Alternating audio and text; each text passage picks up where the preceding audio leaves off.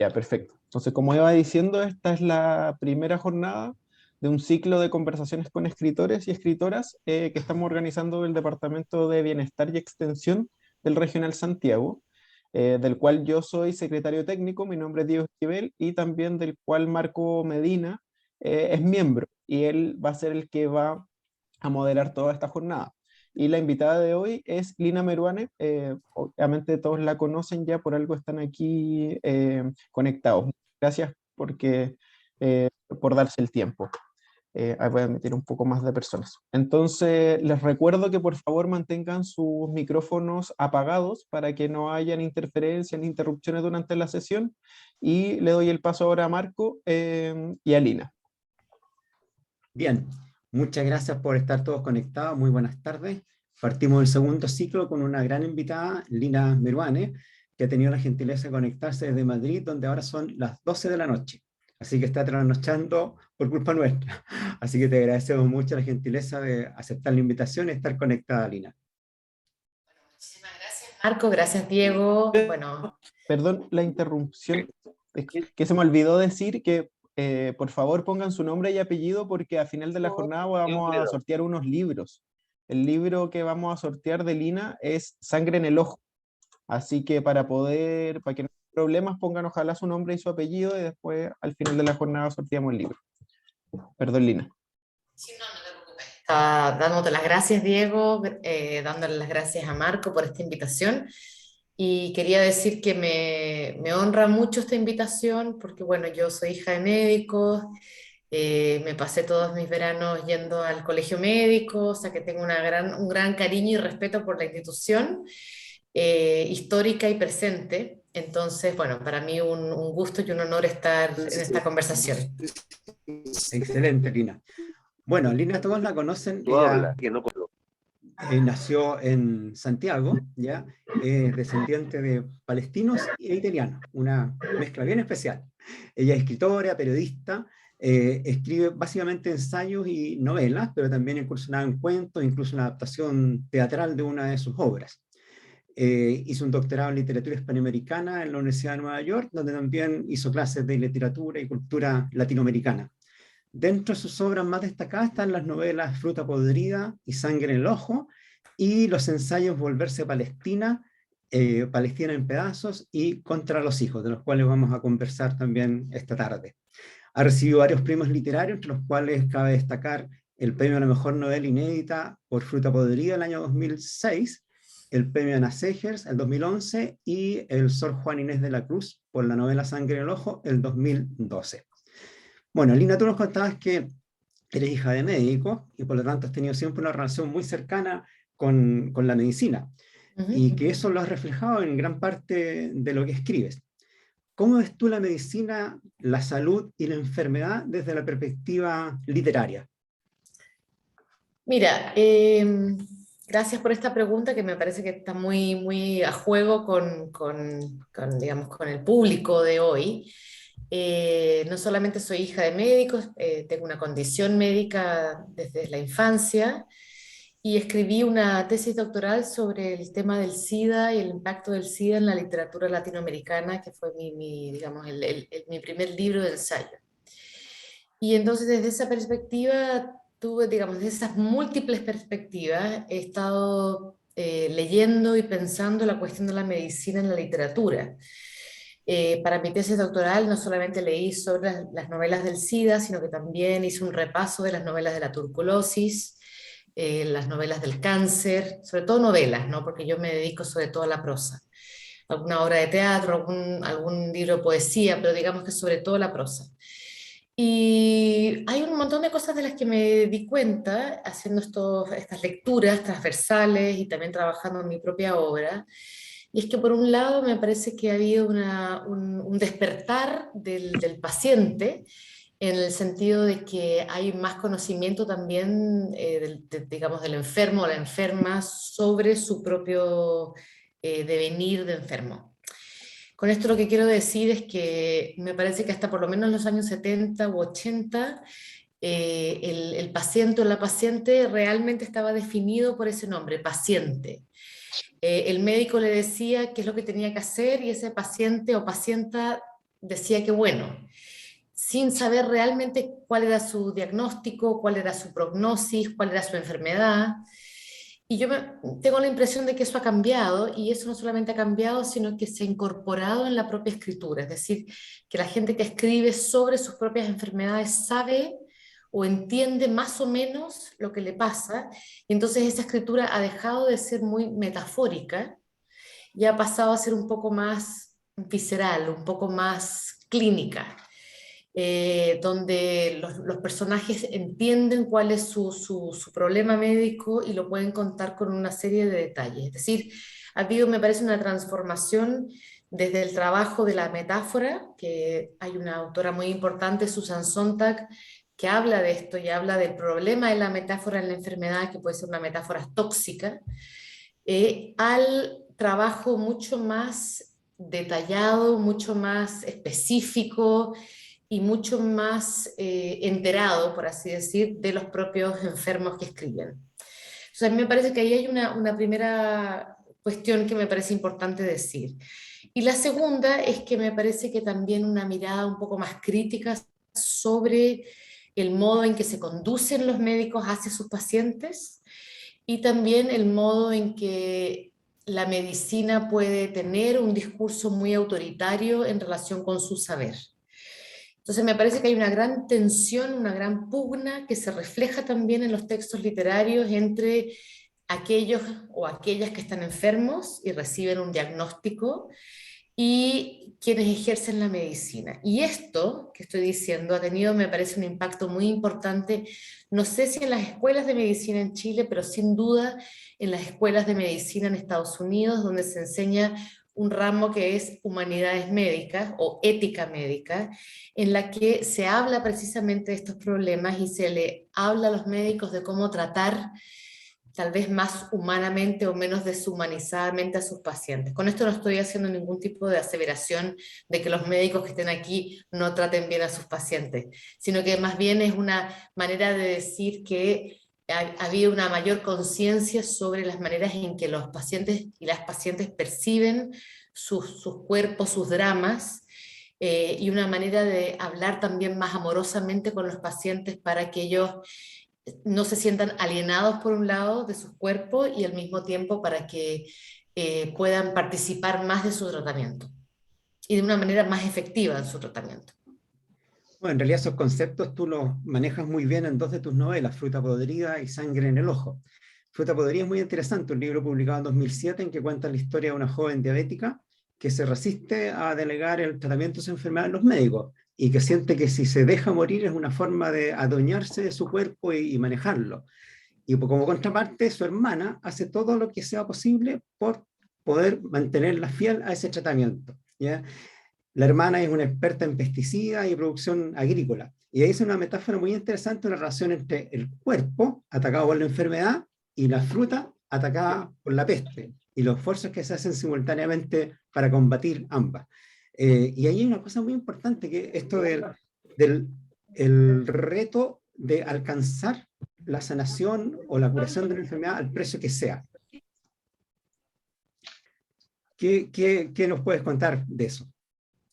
Bueno, yo precisamente esa es mi novela más rebelde, por así decir, porque justo la protagonista de esta novela, esta niña, ¿no? Se resiste a ese imperativo de la salud. Y más bien elige una resistencia que, por supuesto, yo luego la pensé, pasa por el peligro que ella misma corre en su cuerpo, ¿no? Rechazar el discurso médico, el discurso disciplinario médico, rechazar el cuidado obsesivo de su hermana. Y entonces, claro, ahí hay un reto, ¿no? Ahí hay también un problema, porque esa resistencia al discurso de la salud implica eventualmente que ella corre grandes riesgos vitales, ¿no? Entonces, a mí digamos, escribí esta novela desde un lugar muy, pensando, digamos, en esta pregunta, ¿no? ¿Qué hace una enferma, una niña enferma en relación con los discursos de la salud? Y en el caso de esa novela, la respuesta es resiste ese discurso y se opone a ese discurso. El problemita era que la resolución de la novela no era una resolución muy feliz. Entonces yo, después de escribir ese libro, pensé, bueno, lo que pasa es que yo tampoco quiero que mis protagonistas mueran en las novelas, no quiero que pasen por estas dificultades tan atroces, ¿no? No sé si la resistencia necesariamente significa una liberación, sino que también puede ser un gran castigo. Entonces escribí una segunda novela, que es Sangre en el Ojo, en la que más bien pensé lo contrario. ¿Qué pasa si mi protagonista entra en una alianza con su médico? ¿Qué podría pasar ahí? ¿No? Y ahí hay otras consecuencias éticas complicadas de las que si quieres podemos hablar luego. Hay una tercera novela que es Sistema Nervioso, en la que yo pensé, bueno, voy a dejar de pensar en esta oposición entre salud y enfermedad y lo que voy a hacer es que voy a enfermar a absolutamente todos los personajes. La protagonista, su pareja, su padre, su madre, su hermano mayor, están todos enfermos, incluido el perro de peluche al que le llaman gastroenteritis. Y ahí, de alguna manera, nivelé esta idea, en vez de tener sanos y enfermos, todos están de alguna manera enfrentados a la vulnerabilidad de sus cuerpos. Y lo que me pareció muy interesante es que justo después de publicar este libro, esta tercera novela sobre enfermedad, bueno, se desató la pandemia en la que todavía estamos y de pronto me parece que todos entramos en un nivel de enorme vulnerabilidad. Entonces, bueno, ahí estamos. Me parece que el tema de la salud y la enfermedad es un temazo, no del todo abordado todavía. Y yo he estado pensando mucho en este tema, cómo resolver esa pregunta que es tan compleja, que es qué hacemos con un discurso, que es el discurso médico, que aunque no lo quiera, es un discurso disciplinario, porque es un discurso que norma cómo debemos vivir. Y a veces ese cómo debemos vivir significa un poco no vivir, un poco restringirse de tantas cosas que la vida puede ser un poco miserable. Entonces, mi pregunta ha sido mucho tiempo, ¿qué hacen los protagonistas con este discurso? Y de qué manera yo puedo trabajar sobre él y cuáles son las respuestas posibles a este escenario. Bueno, en esa misma novela inicial, La fruta podrida, hay un elemento bien interesante que tú cuentas que ahí la familia no tiene cómo pagar el tratamiento a la niña, entonces el director del hospital le ofrece un trato, ¿ya? Le hace el tratamiento, pero a cambio de que la niña colabore en investigaciones para esa enfermedad.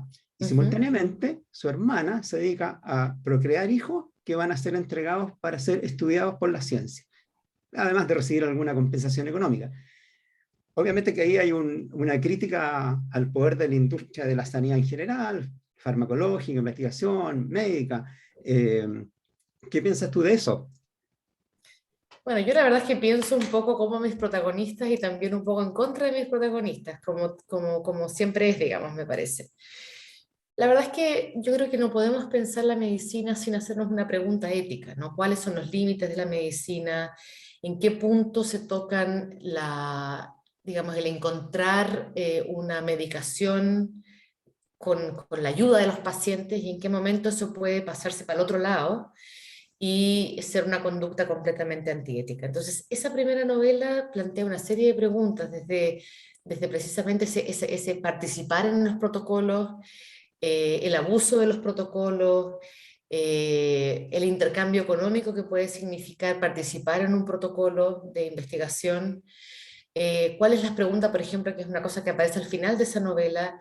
La pregunta por el trasplante, ¿no? ¿Dónde están esos órganos que van a ser trasplantados? ¿Qué tipo de mercado ocurre en paralelo al procedimiento, digamos, regulado, ético? Pero también hay un posible mercado negro de órganos, en fin. O sea que a mí me parece que la pregunta que a mí me interesa muchísimo, porque es una pregunta política también, es la cuestión de la pregunta ética que inevitablemente se cierne sobre el campo de la medicina, precisamente porque la medicina trabaja en un límite muy extremo, que es el de la vida y la muerte.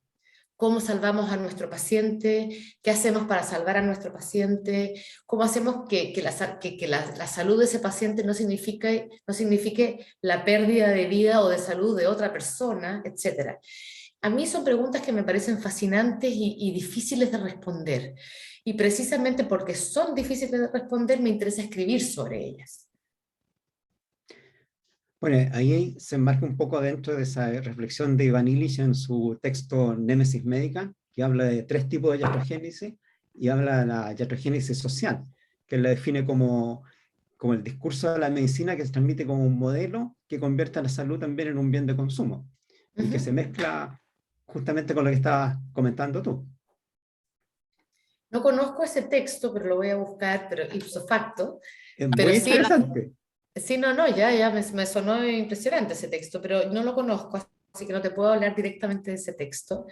Pero sí me parece que también estamos atravesados por un sistema de producción y un sistema político, que es el sistema capitalista, donde inevitablemente todo se convierte en mercancía, ¿no? El cuerpo también puede ser una mercancía. Y a mí me parece que ahí hay, de nuevo, insisto, en estos límites de la medicina en términos de la ética, que son límites complejos. Yo no quiero aquí simplificar las complejidades a las que se enfrentan muchos de los médicos y muchos de nuestros ciudadanos, ¿no? Cuando deciden entregar los órganos de sus hijos que murieron, por ejemplo, esos son límites éticos y sensibles, muy, muy, muy complicados.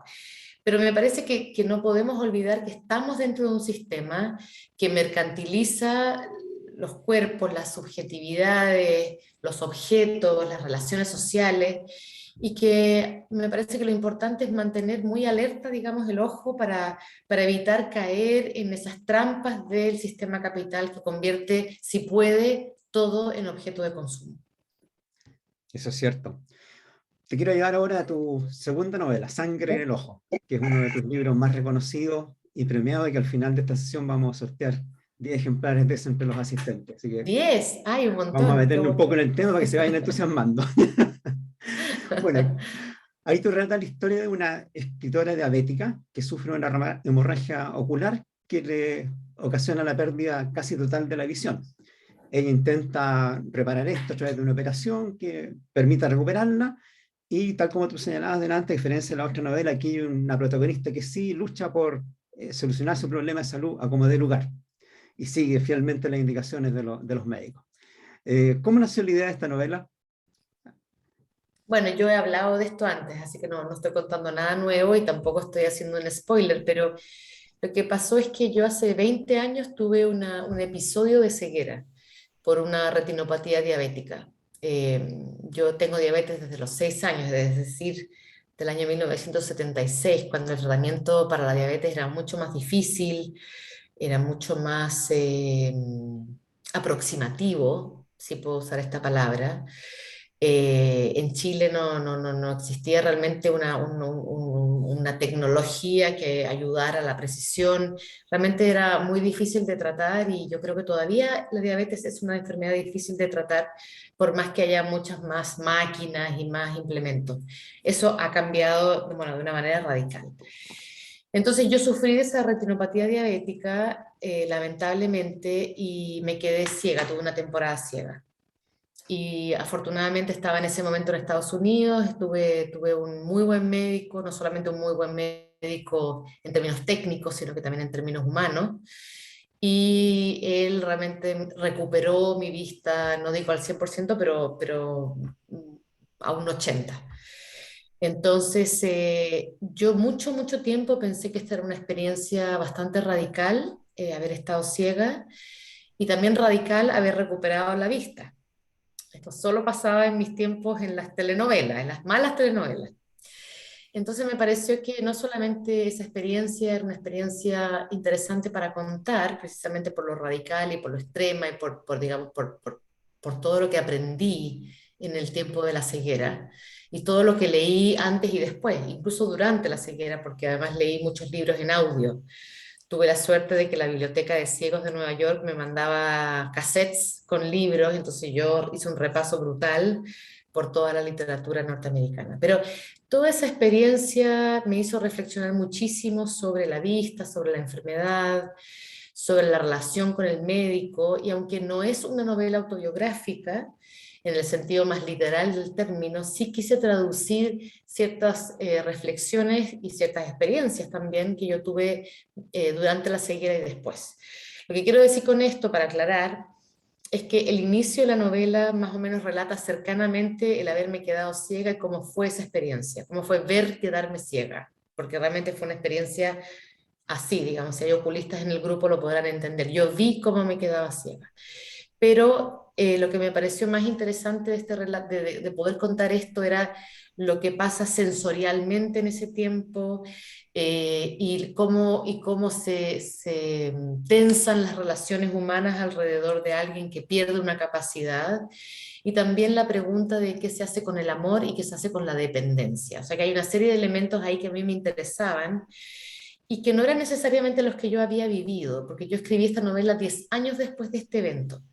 Entonces realmente las preguntas sobre lo que me había pasado me interesaban menos que las posibilidades de lo que pudiera haber acontecido. Y por eso es una novela, porque en realidad explora lo que a mí me podría haber pasado, pero no me pasó. Bueno, y tú acabas de mencionar una cosa bien importante acerca de la dependencia. En esta novela se relata que el novio de la protagonista empieza a asistirla en todas las tareas básicas de la vida y se transforma ella en una dependiente de su novio, pero simultáneamente hay una dependencia emocional del novio hacia ella y se transforma casi en una manifestación enfermiza del amor. Es Ujú. decir, ella siendo la víctima pasa también a ser victimario. Y obviamente esta mezcla de vulnerabilidad y al mismo tiempo capacidad de manipulación de la protagonista es bien interesante. Y eso me gustaría comentar un poco más. Sí, a mí me interesaba explorar la transformación de los afectos en, digamos, en la relación humana, sobre todo entre ella y él. Eh, una de las preguntas que yo tenía como feminista que soy era la pregunta sobre la incondicionalidad del amor.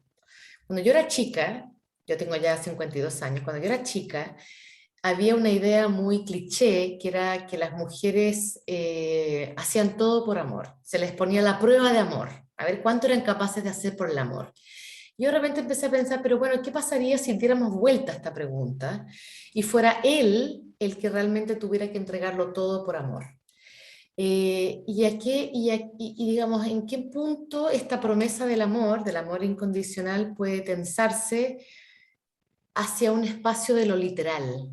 Es decir, la pregunta que ella le hace a él en algún momento de la novela, que es, ¿qué estarías dispuesto a hacer por mí?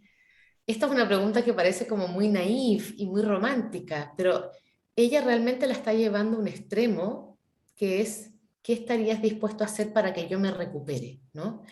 Y ahí entramos como en otra dimensión de la relación amorosa, en otra dimensión de la dependencia, en otra dimensión del afecto, que también de nuevo toca límites éticos que son problemáticos y que a mí me interesaba explorar. También por eso es una novela, porque no es mi relación amorosa en el tiempo de mi ceguera, sino que lo que podría haber pasado si alguien se toma literalmente la entrega amorosa y decide llevarla a un lugar de exigencia, digamos, física.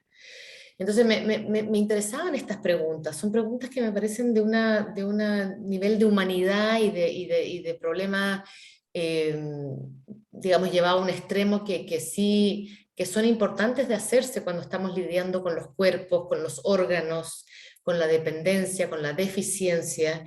Y también pensar, una cosa que a mí me interesaba mucho, una pregunta que me hice mientras escribía la novela, y era, ¿es cierto que una persona que pierde una capacidad, por ejemplo, la visión, es absolutamente dependiente, vulnerable y débil? Yo creo que hemos mirado muy en menos también a las personas con deficiencia. Las hemos tratado como personas que son incapaces de todo. Y yo empecé a pensar, bueno, ¿y cuáles son las fuerzas? ¿Dónde están las energías? ¿Dónde están las posibilidades de esta protagonista? Y me di cuenta de que en esas posibilidades ella también podía ser alguien completamente nefasto, ¿no? Podía tener habilidades, podía desarrollar fuerzas y energías y estrategias, las llamadas estrategias del débil, pero que también podía transformarse en una especie de monstruo. Y a mí esa pregunta también me interesó. Bueno, creo que en tu novela muestras muy bien que la enfermedad no solamente se lleva en el cuerpo, sino que también en los vínculos sociales del enfermo. Y creo Ujú. que está muy bien demostrado eso en tu novela. Gracias. Hablemos de otro de tus libros, Viajes Virales, la crisis del contagio global en la escritura del SIDA. Ese fue un ensayo que publicaste antes que esta novela que comentábamos recién, Sangre en el Ojo. y que yo diría que junto a Fruta Podrida es como una trilogía acerca de la enfermedad en tu literatura. No sé si fue una trilogía buscada o simplemente se dio así, ¿ya? Y tú, a través de lo que denominaste el corpus seropositivo de textos latinoamericanos, escrito por varios autores, entre la década del 80 y comienzo, diría, del siglo XXI, acerca del SIDA, analizas todas las consecuencias individuales y sociales de esta enfermedad. ¿Cuál era el enfoque que querías demostrar y lo que querías entregar con este libro?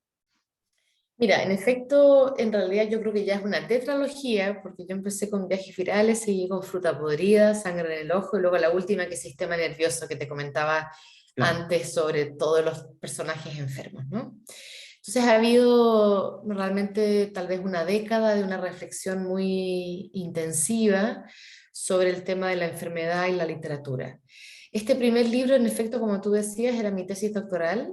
Por ahí empecé, aunque tengo que reconocer que mientras leía para mi tesis doctoral me iba planteando cómo se había escrito la enfermedad y qué podía hacer yo cuando yo escribiera mi novela, que pensaba en ese momento mi novela en singular, sobre la enfermedad. Luego terminó siendo mucho más que eso. Una de las cuestiones que a mí me interesaba, y tengo que, digamos, decir que yo tenía 11 años cuando empezó la pandemia del SIDA. Y tenía 21 años cuando pasé, de hecho tenía 20 años cuando pasé un año en Estados Unidos en plena pandemia, en un college. Y de hecho recibí una educación sexual muy abierta en este college, en el que nos enseñaron las cosas más diversas, ¿no? Pero sobre todo la protección sexual ante un virus que estaba acabando con muchísima gente de Estados Unidos y en otras grandes ciudades del mundo.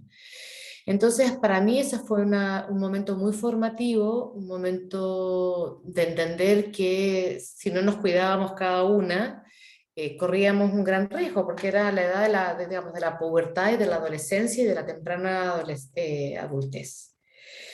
Quiero sumar a esto que a mí me tocó la tristeza de que alguien muy cercano de la familia, alguien que era muy cercano incluso generacionalmente a mí, se enfermó de SIDA y se fue a pasar su SIDA a otro país, a Canadá, antes de que apareciera la triterapia, que fue la triterapia la que convirtió el SIDA, digamos, que hizo pasar el SIDA de una enfermedad mortal, de un diagnóstico mortal, a una enfermedad, digamos, endémica con la que ahora los pacientes viven.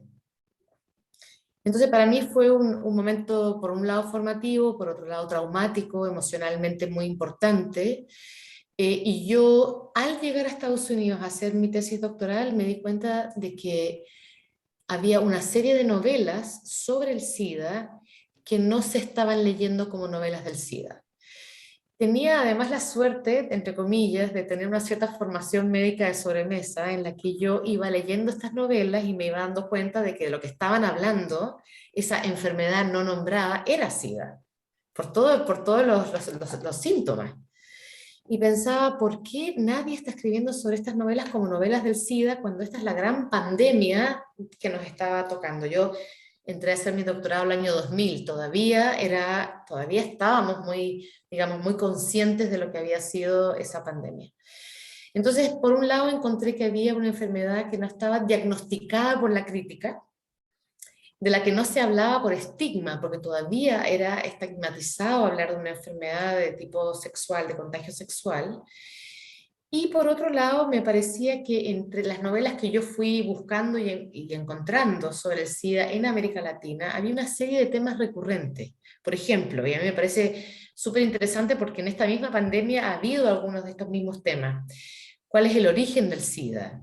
¿Cuál es el paciente cero, se decía en esa época, o el lugar donde se origina la pandemia?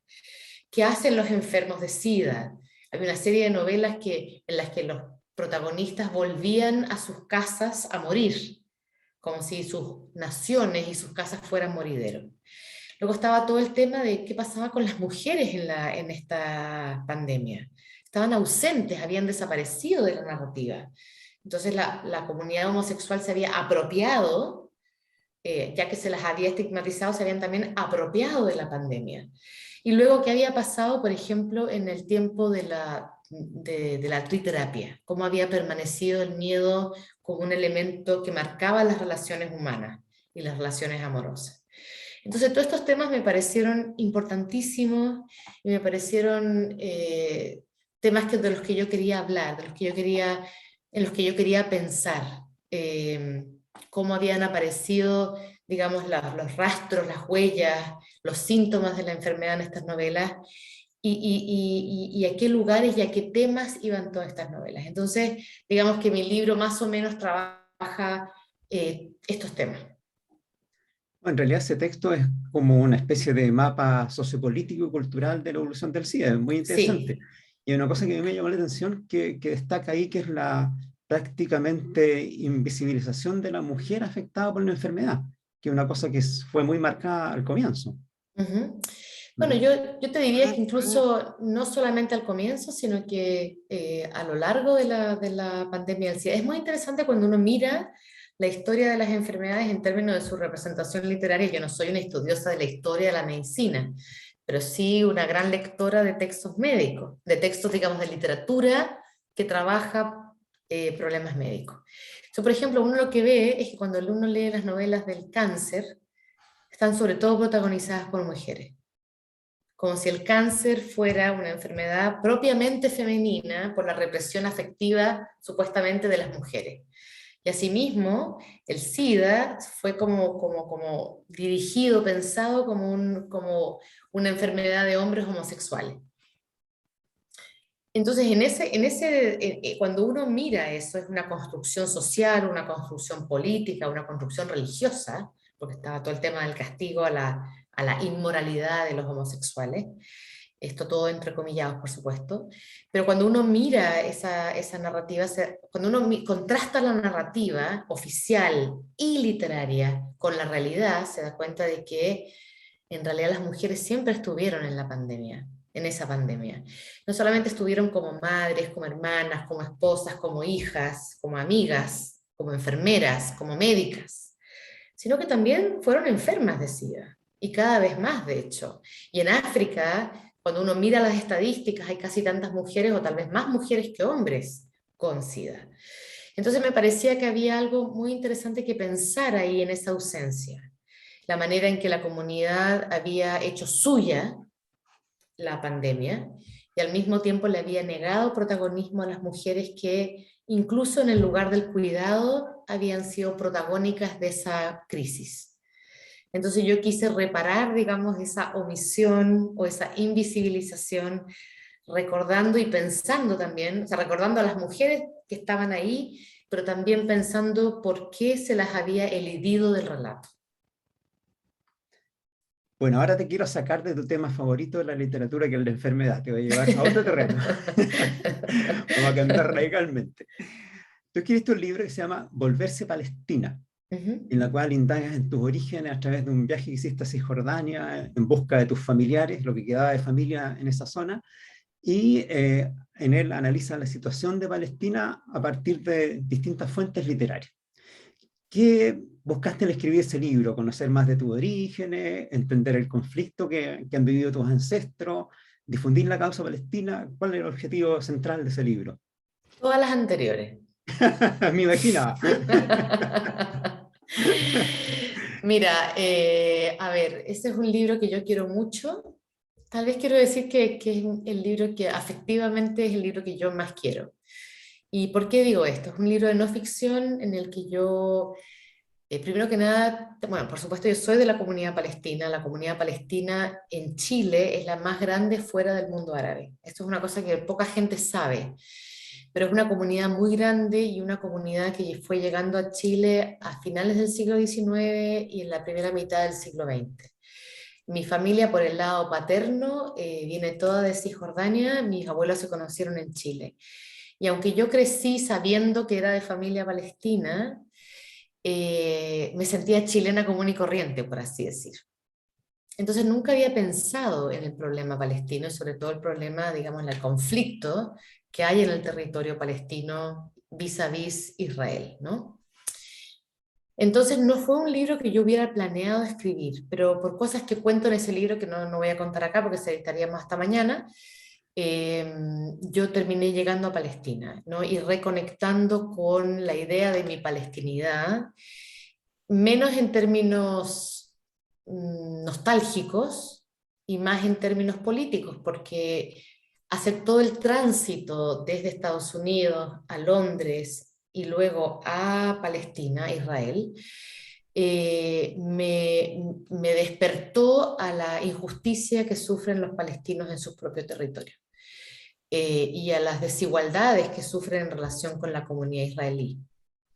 Entonces para mí se convirtió en un libro como de despertar a la situación de la comunidad palestina. No que no lo supiera, pero otra cosa es vivirlo en cuerpo. Y la situación que yo pasé en términos migratorios allí, como alguien que estaba viajando, fue muy dura y me hizo realmente conectarme con el componente, no solamente el afectivo, volver a la tierra de mis abuelos, sino que también con la situación política del lugar y realmente empatizar con esa comunidad y pensar también lo que es imposible no pensar, y es, si mis abuelos no se hubieran ido de ahí, pudiera ser que yo hubiera nacido aquí y me estuviera pasando esto a mí. Y ahí hay una cuestión que es muy difícil de abstraerse de esa pregunta, y es, ¿qué pasaría si mi padre hubiera nacido aquí, si yo, digamos, en otro cuerpo, con otra madre probablemente, hubiera nacido aquí?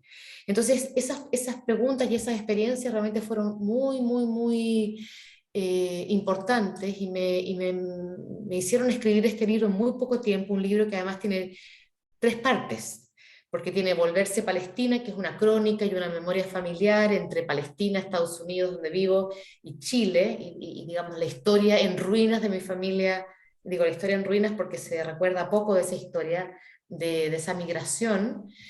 Hay una segunda parte que es Volvernos Otros, que es más bien un ensayo sobre el lenguaje del conflicto, y luego hay una tercera entrega que ahora está compilada en una nueva edición que es Palestina en pedazos, y es un nuevo retorno a Palestina que hice desde Alemania el año 2018, y que más bien piensa en el cuerpo, la identidad y el rostro, y la identificación que hacen los otros de una. Yo como mujer medio palestina, medio chilena, medio italiana, y como me han preguntado en varias ocasiones si soy israelí. Entonces, a partir de esa experiencia, hago toda una reflexión que tiene que ver con el cuerpo, el rostro, el viaje, y el estar en un lugar donde una puede pasar por, digamos, fingir una identidad.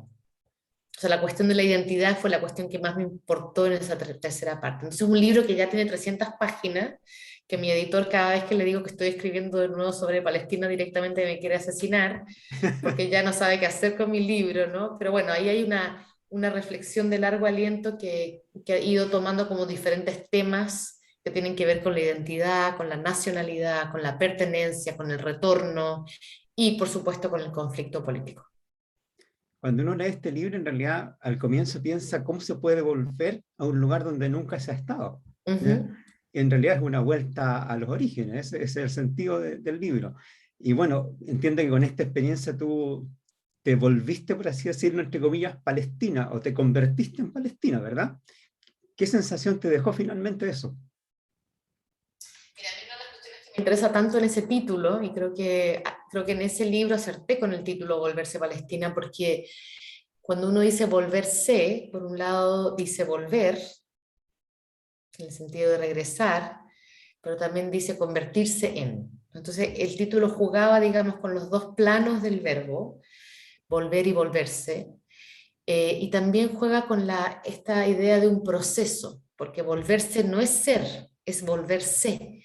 Entonces yo pensaba, hay un proceso ahí que es un proceso que nunca termina, porque nunca nadie es algo. Todos somos personas que fluimos por nuestras identidades, que en un momento, por ejemplo, nos podemos sentir más chilenos, pero si resulta que pasamos 10 años en Argentina, también nos sentimos un poco argentinos, ¿no? O sea, la identidad, a diferencia de lo que creen los populismos nacionalistas, no es algo fijo, es algo que se va transformando a lo largo de la vida. Y yo sentí que hubo una transformación por la experiencia tan fuerte, tan decisiva, de haber estado en ese lugar y haber pensado en mis orígenes, en mi familia, en mi padre, en mis tías, en mi madre, que yo siempre digo que es más palestina que el resto de la familia, a pesar de que no lo es. En fin, hubo ahí como un movimiento identitario para mí que no se termina, porque yo no soy palestina, ¿no? Estoy como en un constante volverme. Y ese proceso me parece interesante porque al no ser fijo, al no ser estático, permite una serie de movimientos y reflexiones que son las que nutren mi escritura. Hace poco rato mencionaste un dato bien importante, que la comunidad palestina en Chile es una de las más grandes fuera de Palestina. Pero también en Chile hay una comunidad judía bien importante. ¿Cómo conviven estas dos comunidades que se generaron en diferentes etapas migratorias en Chile, lejos del territorio donde se libra realmente un conflicto entre ellas? Mira, la verdad es que yo no he estudiado suficientemente la migración judía y por lo tanto no me atrevo a decir algo muy, eh, ¿cómo se dice?, definitivo sobre esa migración. Yo sé que esa comunidad llegó, también empezó a llegar en la misma época y sobre todo llegó en el periodo de la Segunda Guerra Mundial por motivos ampliamente conocidos, que son los motivos del Holocausto y digamos, la represión, no solamente la nazi, sino que también previamente la europea, ¿no? Que Europa fue un continente muy, muy antisemita y Rusia también. Entonces, los detalles de esa migración no los conozco lo suficiente y de nuevo, insisto, no querría ser muy eh, apropiarme, digamos, de esa experiencia. Pero me parece que lo que pasó es que como hubo muchas comunidades, no solamente la judía y la palestina y la libanesa y la siria, sino que también la comunidad croata, ¿no? Y otras comunidades más pequeñas. Entonces, quiero decir que la Palestina es una parte muy grande de una gran corriente migratoria de finales del siglo XIX y hasta el final de la Segunda Guerra Mundial. Y lo que pasó con esas comunidades es que no eran del todo bienvenidas, salvo que fueran blancas alemanas, por ejemplo, donde habían sido invitados a blanquear la raza, como se decía en el siglo XIX. Entonces esas comunidades sufrieron una suerte de discriminación, algunos más que otros, sobre todo los que no eran cristianos y sobre todo los que no eran blancos. Y entonces hubo una serie de acercamientos entre esas comunidades y muchos matrimonios mezclados, de los que todavía hay hoy. Entonces me parece que ahí hubo una solidaridad de la migrancia importante.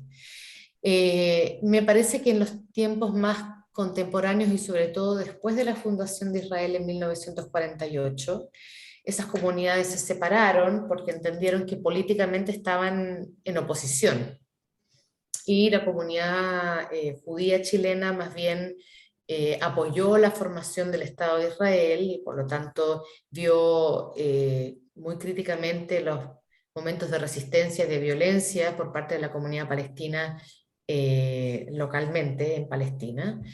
Y por otro lado, la comunidad palestina en Chile ha recibido con mucho dolor también los ataques del Estado de Israel a la comunidad palestina y a la ocupación palestina en el Levante.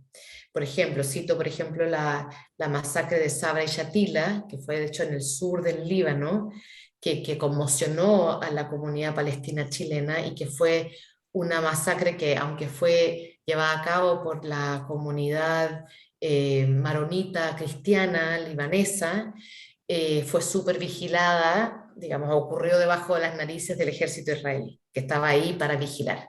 Entonces, ahí ha habido momentos de gran tensión y que han ido separando y distanciando esas comunidades, al punto de que me parece que en este momento no hay demasiada comunicación entre esas dos comunidades, lamentablemente. Como escritora, obviamente que tu herramienta de trabajo es el lenguaje, y todos sabemos que en el lenguaje a veces el sentido de la palabra que utiliza el emisor no es siempre el sentido que tiene el receptor, que en este caso sería el lector.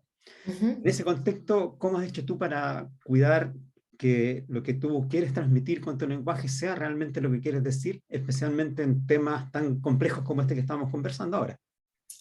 Sí, esa fue una gran reflexión que yo hice en este libro, que tenía que ver con el lenguaje, porque Bueno, esto no tienen por qué saberlo necesariamente los médicos, pero cuando yo era joven pensaba que la literatura siempre era transgresión, sencillamente porque porque no sé, tenía como una idea muy utópica de la literatura. Pensaba que escribir era transgredir, era ponerse en un lugar que no era el lugar cómodo. Y a pesar de que yo siento que mi literatura ha hecho eso, también me di cuenta de que había mucha escritura y mucha literatura que no transgrede ni cuestiona, sino que más bien confirma los lugares comunes. Entonces, bueno, de esto me di cuenta escribiendo este libro palestino, porque me di cuenta de que cada palabra que yo estaba usando era una palabra comprometida, en el sentido de que era una palabra que estaba aún en un lugar o en el otro de este conflicto. Entonces realmente eso me hizo darme cuenta, uno, que bueno, el lenguaje por supuesto es una herramienta que hay que trabajar con muchísimo cuidado, es una herramienta que nos posiciona, aunque no queramos, en un lugar de un conflicto o en un lugar de una realidad. O sea, si yo digo maricón, para usar una palabra tan usada en alguna época, estoy siendo discriminadora de una persona que ama a alguien de su mismo sexo. Entonces, eso es una palabra derogativa, es una palabra discriminatoria, una palabra que hace doler y que hace daño y que de hecho posibilita que se ataque a una persona de esa comunidad. Entonces yo como escritora soy responsable de ser muy cuidadosa con el lenguaje y en la misma medida, cuando yo hablo de un conflicto histórico tan importante, tengo que ser muy cuidadosa con, por un lado, elegir bien mis palabras, no solamente para no discriminar, sino que para describir con cuidado la realidad de la que estoy hablando. Entonces yo hice toda una interrogación, una reflexión, toda una especie de como de, esa segunda parte, ese ensayo, es casi unir palabra por palabra pensando qué significan esas palabras y a qué remiten, a qué realidades remiten y también cómo han sido usadas esas palabras para tapar ciertas realidades. Ahora hablamos mucho del fake news. Bueno, el fake news es decir una cosa para tapar otra. Entonces, yo fui periodista muchos años y luego he sido escritora casi toda mi vida, entonces claramente tengo que ser muy, muy cuidadosa con el lenguaje y así todo, saber que me puedo equivocar. Que yo me puedo equivocar y tú, Marco, te puedes equivocar y los que nos escuchan se pueden equivocar. Y eso no es necesariamente una cosa mala, sino que algo que uno puede retrabajar, repensar y corregir. Y yo creo que ahí hay un trabajo en el que tenemos que aceptar que todos somos víctimas de una serie de palabras que ya están en el discurso y que podemos reformularlas para ser más justos con nuestro prójimo, por usar una palabra tan cristiana, y describir mejor nuestra realidad y no discriminar al otro. No ser capturados por el lenguaje en el fondo. Exactamente, exactamente. Pero para eso hay que pensar mucho el lenguaje, hay que estar muy alerta al lenguaje. A mí me parece un ejercicio muy lindo, a mí me constituye ese ejercicio, pero sí sé que es un ejercicio muy difícil. El año 2014, si no me equivoco, tú publicaste un ensayo con un título bien sugestivo, Contra los hijos. Y aquí cuestionaba los discursos culturales que promovían la preeminencia del hijo por sobre todo lo demás. Y quiero citar algo que tú escribiste ahí. Vivimos jalonadas entre la casa y el trabajo, la obligación de ser madres y la necesidad de libertad bajo un sistema de control constante. Explícanos por qué crees que la maternidad estaría yendo en contra de las posibilidades de desarrollo de las mujeres y de sus aspiraciones de toda índole en pleno siglo XXI. Tremenda pregunta. Y tú has hecho un recorrido increíble, exhaustivo sobre todos mis temas. Bueno, ese libro yo de hecho digo que es una diatriba, que digamos que es un subgénero del ensayo que es como el ensayo peleador, el ensayo provocador. Para mí fue muy importante escribir este libro porque yo como mujer sin hijos, mujer que decidió muy tempranamente que no iba a tener hijos porque no tenía ganas de tener hijos, sí me vi increpada y a veces incluso atacada por esa decisión, que a mí me parecía que era una decisión personal, que cada uno hace lo que quiere con su cuerpo, digamos, no tiene por qué todas tener, no por tener un cuerpo reproductivo me tengo que reproducir, así como no toda persona que tenga capacidades musicales tiene que tocar el violín. para que todo instrumento musical, como sabemos, requiere un gran trabajo, una gran persistencia. Yo no me veía en la persistencia materna, pero sí me di cuenta de que había habido varios momentos de ataques y de violencia completamente gratuitos por algo que a mí me parecía completamente natural, que era no elegir tener hijos. Entonces escribí esta diatriba para pensar ese problema, porque yo en realidad muchos de mis libros los he escrito para pensar un problema, no porque tenga la respuesta anticipadamente, sino que para pensar. Y una de las cosas que me di cuenta, pensando también en las mujeres de mi generación, es que me parecía que cuando yo llegaba a Chile, mis amigas estaban no solamente teniendo hijos, yendo a buscar a los hijos, a dejar a los hijos, haciendo tareas con los hijos, estudiando para las pruebas con los hijos y llevándolos a múltiples actividades, un poco en contra del propio tiempo de descanso de ellas, que además tenían una profesión. Estoy segura que las madres que están aquí, que son médicos, habrán vivido esta experiencia de una creciente exigencia sobre sus roles maternos. Yo de hecho llegué a pensar que mi mamá, que a lo mejor anda por aquí, no había tenido que estudiar conmigo, ni hacer tareas conmigo. Mi mamá tenía, cuando yo era chica, tomó una especie de medio tiempo, mientras nosotros éramos más niños, y luego volvió a sus actividades normales. Pero cuando yo comparaba lo que yo había visto de su maternidad con la maternidad que yo estaba viendo en mi generación, me pareció que había algo completamente fuera de sí. Y me di cuenta estudiando y leyendo para escribir este libro, que en efecto a las madres y a los padres también se les pide cada vez más estar en el llamado tiempo de calidad de los hijos, que en realidad es tiempo de entretención de los hijos. Yo me acuerdo cuando yo decía, cuando yo era chica, estoy aburrida, mi mamá me decía, anda y entretente, busca algo que hacer. Y yo iba y disciplinadamente encontraba algo que hacer, leía un libro, me ponía a tejer, llamaba a una amiga por teléfono, me las arreglaba. Pero parece que ahora los padres tienen que solucionar todos los problemas de los hijos, además de los propios. Entonces yo me di cuenta de que hay algo que está pasando, y esto fue como una especie de diagnóstico que yo hice sobre la situación, de que ha habido una creciente imposición sobre los padres para hacerse cargo de todas las necesidades de los hijos. Estoy hablando, por supuesto, de una clase media y clase media alta. Esto no es la situación que ocurre en las clases más populares. Pero sí me parece muy sintomático que de pronto ha habido una gran intensificación de la maternidad. Y la pregunta que yo me hago en este libro es, ¿por qué está pasando esto? ¿A quién le conviene que las mujeres estemos tan atareadas con nuestros hijos? Estoy usando un plural que no me corresponde porque no tengo hijos, pero ¿a quién le conviene esto? Y entonces el libro es un poco tratar de desmenuzar y entender qué es lo que está pasando con la exigencia materna hoy, por qué las mujeres están tan sobrepasadas, y por qué las mujeres sienten con mucha intensidad, y sobre todo dentro del sistema capitalista, que si ellas no se preocupan bien por los hijos, esos hijos no van a tener éxito, porque el sistema en el que vivimos no nos asegura nada. El sistema capitalista en el que vivimos no nos asegura que la universidad va a ser gratuita como lo fue, que la escolaridad va a ser buena pública como lo fue, que va a haber jubilaciones cuando esas personas sean mayores como lo fue. En fin, ha habido una serie de recortes que tienen que ver con la operativa del sistema capitalista, que ya no son garantías para los hijos. Entonces los padres y las madres, sobre todo las madres, sienten un gran deber por hacer que sus hijos sean exitosos. Y en ese sentido, preocuparse de que todo esté completamente controlado. Eso es, digamos, en cierta medida, la reflexión a la que yo arribo en mi libro Contra los hijos, que no es un libro contra los niños, sino contra el lugar que ocupan los hijos en nuestra sociedad contemporánea.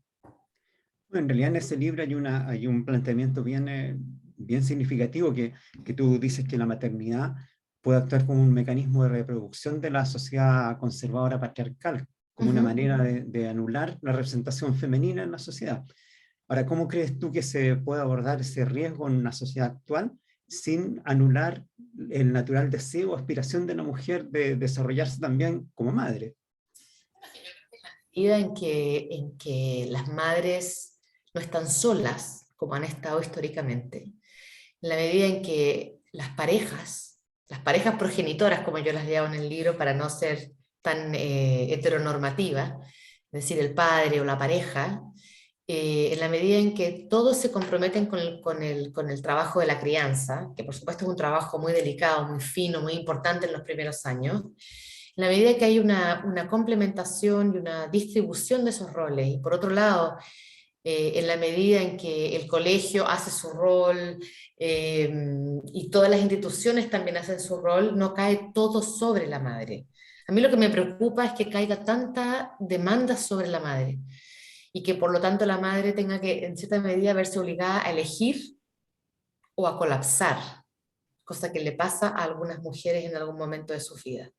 O bien a decidir que no van a poder aspirar a cargos más altos en sus trabajos, mujeres que tienen muchas ambiciones laborales y que les interesa mucho lo que hacen, o que hacen realmente una contribución importante a la sociedad, y que de pronto se ven forzadas a restarse porque están solas con los hijos, solas, a veces solas y acompañadas, y a veces realmente solas. Entonces, a mí me parece que hay algo, no solamente en la distribución de los roles de la familia, sino la manera en que el propio Estado, que estimula a que haya la reproducción en las políticas, las planificaciones de la reproducción, la planificación familiar, también el Estado otorga a las mujeres más posibilidades, desde los horarios de trabajo en algunas profesiones hasta los cuidados que ofrece el propio Estado. Viene una crianza más compartida y colaborativa en la pareja, obviamente. Sí, y también en la estructura. Exacto. Bueno, hay un libro que, aunque digas que te voy a llevar a todos los libros que has publicado, pero este sí que no puedo dejar de mencionarlo, ¿ya? Es una antología de Gabriela Mistral, que publicaste en 2019, Las Renegadas. Ahí tú elegiste una serie de poemas que tienen como tema central a las mujeres, y que obviamente destacan la genialidad y sensibilidad de nuestra poetisa, pero también su rebeldía y su forma especial de mirar la sociedad que le tocó vivir. ¿Cómo sientes y cómo ves tú a Gabriela Mistral? Mira, Gabriela Mistral para mí es una figura muy, muy importante de mi adolescencia. Yo tuve una profesora que llegó de Estados Unidos, una académica que llegó de ser profesora en la universidad en Estados Unidos, y que a quien yo le dedico el prólogo de este libro, y que me pasaba en fotocopia unos textos de la Gabriela Mistral que se llamaban Las locas mujeres. Estoy hablando de los años 80. ¿Qué había ya leído yo hasta ese momento de Gabriela Mistral? Los piececitos de niño, que eran como unos poemas sufridos de la Mistral, que se leían como poemas sufridos, en vez de leerse como lo que realmente eran, que eran poemas políticos sobre la pobreza y el abandono de la infancia. Pero bueno, yo había leído esos piececitos de niño en una versión completamente sentimentalizada y sufrida de la Mistral. Y de pronto, gracias a esta profesora que se llama Elena Ortega, empecé a encontrar una Mistral que era bastante más política, más feminista, a su manera muy particular, y que estaba pensando, discúlpame, y que estaba pensando en la situación de la mujer. Y en esas locas mujeres aparecen todas estas mujeres que no son las mujeres convencionales, son las que se fueron, las que se exiliaron, las que no hicieron lo que tenían que hacer, etc. Entonces me interesaron estas locas mujeres. Perdón, me estoy quedando sin voz. Me interesaron las locas mujeres y me interesó pensar, cuando tuve que hacer esta antología, me interesó pensar qué es lo que había pensado la Mistral sobre la realidad de las mujeres de su época. Y la verdad es que la Mistral había mirado de manera muy transversalmente todas estas figuras femeninas. Y a mí me fascinó encontrarme con una Mistral que era potente, poderosa, atrevida, versus la Mistral en la que yo me había educado en mi tierna juventud bajo dictadura. Es una Mistral actualizada, tú la llevaste a la época actual, realmente es muy vigente. Sí, es que la Mistral es muy vigente y además se sabe muy poco de lo que escribió en el ensayo la Mistral. La Mistral tiene toda una serie de recados que son realmente textos muy lindos que ella escribió cuando estuvo en México como educadora, y que realmente piensa en cuestiones políticas, piensa en la educación, es una mujer realmente muy adelantada para su época y una verdadera genia, a la que se ha leído muy poco y muy mal. Entonces yo creo que los rescates de la Mistral no solamente son los de republicar la obra, sino que para mí, digamos, el desafío fue encontrar en la Mistral aquello que se había ocultado, que había quedado un poco como por debajo del agua. Y la verdad es que una de mis grandes alegrías con esta antología que se llama Las Renegadas, que es una palabra que me parece muy mistraliana, es que hay un texto escolar que rescató el prólogo de mi selección y para presentar a la Mistral de otra manera, cómo se la había leído y cómo yo pienso que se la tiene que leer. Exacto. Y además de la Mistral, ¿qué otros autores te han impresionado y han influido de alguna manera en tu forma de escribir? Uy, esta es una pregunta siempre muy difícil para alguien que escribe, porque yo vengo leyendo desde que era muy chica, y entonces para mí hay una serie de autores a los que yo les reconozco una tremenda influencia. Para hablar de Chile, para mí tal vez el autor que más me ha importado como lectura es Carlos Droguet. Un autor que en su momento fue muy importante y que luego se exilió durante la dictadura, que tiene una narrativa completamente explosiva, y tiene un libro que para mí es un libro, bueno, lo he leído muchas veces, que se llama Patas de Perro, y es un libro precioso sobre un hombre que acoge a un niño pobre que nació con patas de perro y que por supuesto está recibiendo bullying, está siendo maltratado. Nunca queda claro si este hombre está completamente loco o si es un hombre absolutamente bueno. Pero la historia de ese hombre con ese niño es absolutamente singular y el lenguaje de Droguet es de una potencia única. Droguet era alguien muy interesado en la sociedad y tiene muchos libros, tiene otro libro importante que es sobre la matanza del seguro obrero de los años, si no me equivoco, de los años 30, 38. 38, gracias. Eh, y realmente es la potencia de su narrativa es espectacular. Y él tuvo muchos premios, fue un autor muy importante, pero quedó un poco opacado por el boom. Del boom, por supuesto, rescato muchísimo la obra de José Donoso, que tiene unas importantísimas novelas. Es un autor que a mí me gusta mucho. Marta Brunet es una autora que me gusta mucho. Diamela Altite es una autora que me gusta mucho. Y dentro de las jóvenes, o digamos de las de mi generación, que tampoco ya somos jóvenes, rescataría muchísimo la obra de Nuna Fernández, poco más joven, la obra de Alia Trabuco Serán. Y bueno, y ya si nos vamos al contexto internacional, nos quedamos hasta mañana porque tengo realmente muchos autores que me gustan mucho. Muchos favoritos. Y si tuviese que recomendar uno de tus libros a un lector que nunca te ha leído, ¿cuál escogerías y por qué?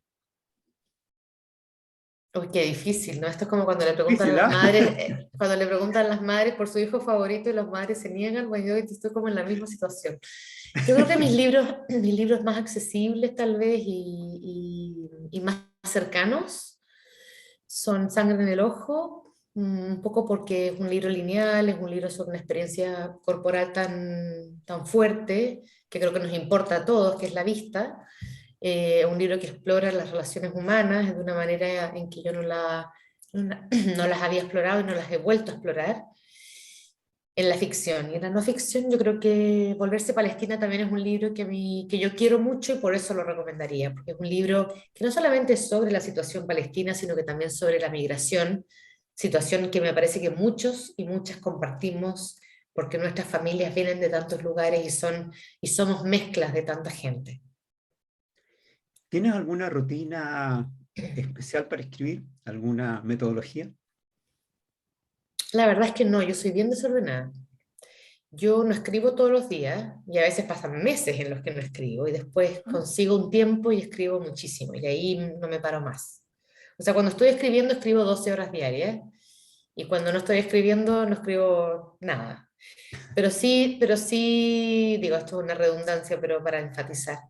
Pero lo que sí hago mucho tiempo cuando no estoy escribiendo es que estoy tomando notas. Tomo muchas notas. Y hasta que no tengo, ¿cómo decirte?, un tono o un personaje o una situación específica, no me siento a escribir. ¿Y cuáles son tus próximos proyectos literarios? ¿En qué estás pensando ahora? Uy, ahora mismo estoy realmente con tantísimo trabajo que me cuesta pensar en mis proyectos literarios. Lo que viene ahora es un libro que es la compilación de los ensayos y artículos y crónicas y columnas que he escrito en 20 años, que va a salir con la Universidad Diego Portales y se llama Ensayo General. Y viene también en camino, pero a medio escribir un pequeño ensayo que es una especie de coletazo de Contra los hijos, sobre un tema que tiene que ver más con el cruce entre la aceleración capitalista y el cuerpo femenino. Y bueno, y hay una serie de novelas que quiero escribir, pero no tengo tiempo para escribir, así que estoy un poco, las tengo ahí a la cola. Vamos a esperar entonces todos esos nuevos proyectos. Bueno, tú Gracias. no te has dado cuenta, pero en Madrid son las 1:10 de la mañana. Ya, sí, sí, hora de ir a dormir. Hora de ir a dormir. Así que quiero agradecerte la gentileza que has tenido en aceptar la invitación, especialmente de trasnochar con nosotros para poder acompañarnos. Ha sido una conversación muy grata, muy interesante. Te agradezco la franqueza y todo el cariño para entregarnos tu visión sobre tu literatura. Muchísimas gracias, Lina. Muchísimas gracias a ti y bueno, muchas gracias a las personas que estuvieron aquí escuchando, que veo que son bastantes. Así que les agradezco muchísimo y bueno, buenas noches. Buenas noches desde Europa. Muchas gracias, Lina. Esperamos encontrarnos en otra actividad. Muchísimas gracias. Hasta Buenas luego, noches. gracias. Diego, te dejo a ti Sí, porque ahora hay que hacer el sorteo del libro de Sangre en el Ojo de Lina. claro. Bueno, para los que se conectaron luego de la introducción, hoy día vamos a sortear 10 libros, que es Sangre en el Ojo. Así que yo ya tengo la lista con los participantes. Algunos no pusieron el apellido, pero estuve revisando que no hay nombres que se repitan. Así que ahí voy a hacerlo en la página y les voy a